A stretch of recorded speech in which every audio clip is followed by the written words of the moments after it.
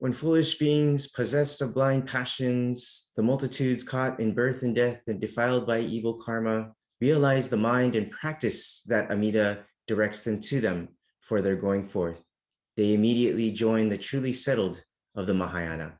Because they dwell among the truly settled, they necessarily attain nirvana. Namo Amida Butsu. Namo Amida Butsu. Namo Amida Butsu. Namo Amida Butsu. Namo Amida Butsu. Namo Amida Butsu. Good morning, everyone.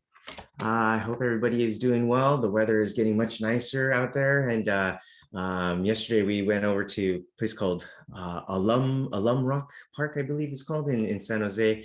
So it was very nice to go out for a walk and these kinds of things. It's very nice. We can now venture out into different places, I think, especially with these vaccines that are going out now. Maybe we can't fly as conveniently as before, but we can drive to different places. And I think this time of year, we start to think about different places we might be able to go visit for vacation. And speaking of these vacations, one time, I kind of want to give a little small story about this vacation disaster that I had. So I'll talk about that. But before I talk about that, I want to talk about an episode about a Dharma talk that I was listening to while I was in Japan. And a famous Buddhist minister was explaining what the Pure Land is and what the significance of the Pure Land is. And he explained that Pure Land is much like knowing you have a place to go to stay for the evening when you are on a vacation trip, right? If you know where you are going to stay for the night, then you won't waste a whole day fretting about where you need to stay for the night, right? And you can enjoy the day, seeing the city and the different sites and enjoying the different places in the town. But that is only because you have this assurance that you have a place to stay for the evening, right? If you don't know where you're going to stay for the night, you will spend all day worrying about what will happen later in the evening and whether you will have a place to stay and be comfortable and have a roof over your head for that night, right? When we know we are going to the Pure Land when we die, there is no fret, there is no worry or anxiety about what will happen to us when we die, and we can enjoy our lives here and now to the fullest right now. And hearing this story, I remembered a time when I was in college and I was invited to go snowboarding in Yosemite. And at that time I lived in Berkeley. So I was going to go from Berkeley to Yosemite during the wintertime to go snowboarding with my friends. So I was really looking forward to this. But because my friends lived in LA and they were going to go from LA to Yosemite, I had to go by myself. Right? So I decided to go by myself and I went alone. And on top of it, I didn't really prepare for this trip. I just brought some, light clothing and a jacket and thinking that all of the amenities and the equipment I could borrow when I get there. So I didn't really think too much of it, and I didn't bother to check the weather conditions. I didn't bring any chains. I just went completely unprepared, like as if I was going to make a day trip, right? So I also didn't know that during the wintertime, the freeway that I needed to get to Yosemite is closed down. Did you know this? I didn't know this at that time. And so, actually, there's a detour that takes you around and it's an additional 3 hours. So you have to make time for that. But I had no idea. And so by the time I got to the mountain where the freeway is closed, right, it is, by the time I've gotten there, I've been driving for about 5 hours or so, and it was already nighttime. And it was pitch black and in the middle of the woods, right? And so the freeway is closed. There are not many cars around. And it was just my luck that I'm running low on gas and my battery phone is about to die, right? And as the night gets later and later, I'm thinking to myself, why does it seem like I'm not getting anywhere? Why does it seem like I'm going in circles? And then I saw that same sign about 15 minutes ago. What is going on? It's like an episode from Twilight Zone, right? And so after going about 3 circles, I finally realized what was happening, and that I was going in circles and the freeway had been closed. So now I'm running really low on gas. no phone battery that's about to die, right? No music or radio, right? So I can't listen to the, any broadcast or anything like that. Middle of the dark night. And then what happens? It starts to snow a little bit, right? So it's the situation is like more sayaku. It's getting worse and worse, and it can't get any worse than this. And I really thought to myself, "Am I going to die tonight?" And so I'm really getting kind of scared at this point, right? And so it's about midnight, and what am I going to tell my friends? This is going to be an embarrassing story, and it's embarrassing telling you this story right now. And so there's all these thoughts running through my head. And so going back, I saw a small sign that said that there was a gasoline station. And I was really relieved, right? That, okay, I could at least get gas. So I see this gas station and it's in the middle of the woods. Okay, so, and it's just me. This is about midnight now at this point.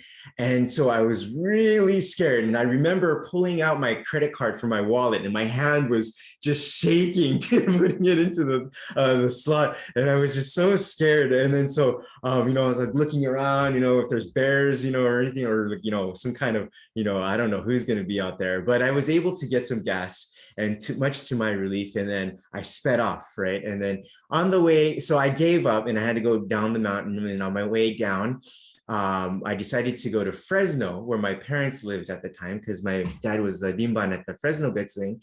So I decided to go to Fresno. And then on my way there, coming down the big mountain, it's still heavily wooded, it's very dark, but there's this very bright light in the distance, right? And then as I got closer and closer to this bright light, it turns out that there was this huge hotel right in the middle of the woods. And then I look and I see the parking lot and there's all these cars parked there. And it was so much of a relief that I felt, much better that, I could now go to the hotel and stay there. And so I was relieved that the long night was finally over and that I was going to be okay. And I know what you're thinking, to many of you thinking I'm exaggerating this story, but it really did happen to me. And my ignorance in thinking only about having fun with my friends led me not to consider any of the dangers that are associated with travel. Believing that I would get there and that everything would be okay, I got caught deep in the woods with no food, no water, no extra clothing, no chains, no battery power for my phone, and no gas finally, right? And I guess like in a lot of different ways, it's kind of similar to life in general. We never really kind of realize the danger we're in until it's much too late, right? I was going in circles quite literally. And I only noticed that I was doing so because I saw the same sign, right? Over and over and over again. And I think in life, we see the same signs, right? Over and over and over again as well. Our society is saturated with various different types of temptations, such as food, sex, fashion, jewelry, right? Cars, money, where to stay, where your house is going to be, gambling, different kinds of intoxicants, right? These are all things to keep us distracted, right? But the signs are there if we just pay attention to them. These signs point to the truth that life is suffering. Our friends and family around us will one day die. Right? The entertainment will stop at some point. Nothing lasts forever. Right? Or our youth, the energy, the curiosity, all wither away at some point. We all get sick, some of us terminally, and we will all pass away at some point. Have we faced this reality? Do we face this reality? And this is what the Buddha Dharma is asking us to do.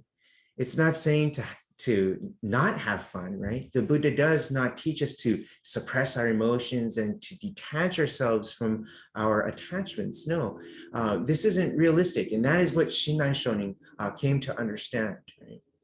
Rather, the Buddha teaches us to understand attachments for what they are, right? They are signs.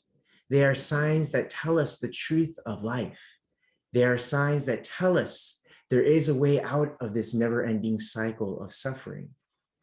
Right? When we can push forward in hope despite the darkness of the night, just like finding a gas station and being able to put gas in the car, we can then have the hope to carry on despite our fears and anxieties.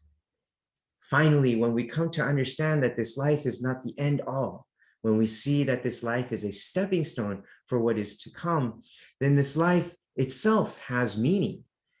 The hotel I was able to see in the far off distance gave me relief, and that I knew I was going to be okay. And in much the same way, the Pure Land lets us know that we will be okay, no matter how scary this life might be. If this world is not scary to you, then you do not need this teaching. You do not need Pure Land teaching, right? But for those of us who are scared, for those of us who do have these anxieties about life, when we see this hotel or hear about the working of Amida Buddha, we feel relieved. And then we say, thank you. Oh my gosh, what would I have done without this hotel, right? What would I have done without Amida Buddha's working, without Amida Buddha's great compassion? So some people will say, I don't need the Pure Land because, that's a bunch of mumbo jumbo that comes after, in the afterlife. Or they might say, I don't need religion because it's a bunch of mumbo jumbo about what happens to me after I die, right? I'll worry about that later on in life, right? Right now, I need to worry about this job offer. Right now, I need to worry about this dream house or, getting this kind of status or pay grade, right? All that afterlife stuff comes later in life, right? It's a common thing that we hear. It's a common thing, that emotion that maybe comes up within us, right? I know I feel this, very often. But really, when we think about it, we're not guaranteed to live until old age, right? This life is not guaranteed to us. We act like it is, right? But we act like, we're entitled to this life, but none of this is guaranteed to us. Our relationships to our loved ones, our friends and our family are not guaranteed to us. The food that we eat, the water that we drink, we will soon come to find out, due to the effects of climate change, nothing is guaranteed to us. And in the face of this, what will become our source of hope and courage? Ourselves? If it's one thing that I've learned in my short time here, it's that I cannot trust this self. So what do we trust, And our spiritual anchor must be something more than just this self. It must be something that embraces all of us equally and universally. When we open ourselves up to the teaching of Amida Buddha's great compassion, we benefit here and now. This, in fact, is telling us about the afterlife, right? This teaching about the Pure Land is about the life to come, but that has real life implications of our lives here and now, right? In awakening to that understanding that we will be okay when this life ends, we then gain hope, courage, and the audacity to live in this life despite all of the hardships and the challenges that come. We gain all those things here and now while in this life. The Pure Land becomes a source of inspiration and motivation for us to live happily, for us to live in peace and with courage while in this life here and now. So going back to the example of the hotel, it was seeing the hotel and knowing that I was going to be okay, that I could now drive in comfort, in anshin, as they say in Japanese, because I know where I was going now, and I know where I'm going to go. So the hotel is like the Pure Land. I now have direction. I now have purpose, hope, and finally, a place that I can go to with excitement and no fear. So in conclusion, I explained a story talked about finding refuge in a place of comfort, warmth, and light. And in the same way, the Pure Land teaching explains to us the comfort, the warmth, and the light of the Pure Land that gives us the courage, the hope, and the strength to live while in this life. There are signs throughout our lives that are warning us of the dangers we are in and the ignorance that keeps us from seeing these dangers. Now is the time to open ourselves up to the Buddha Dharma and receive Amida Buddha's great compassion. And with that, I would like to end today's Dharma message. Thank you very much. Please join me in Gasho.